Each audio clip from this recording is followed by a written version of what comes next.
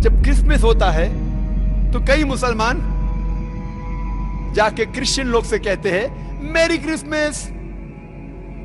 آپ کو پتا ہے جب آپ میری کرسمس کہتے تو کیا کر رہے؟ آپ شہادت دے رہے ہیں کہ اللہ سبحانہ و تعالی نے نعوذ باللہ 25 دسمبر کو بیٹا جنا.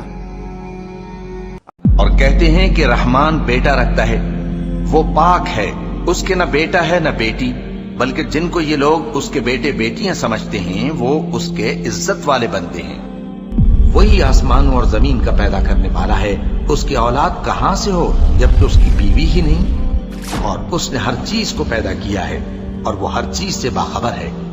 قریب ہے کہ اس جھوٹ سے آسمان پھٹ پڑے اور زمین شق ہو جائے اور پہاڑ پارا پارا ہو کر گر پڑے کہ انہوں نے رحمان کے لیے بیٹا تجویز کیا.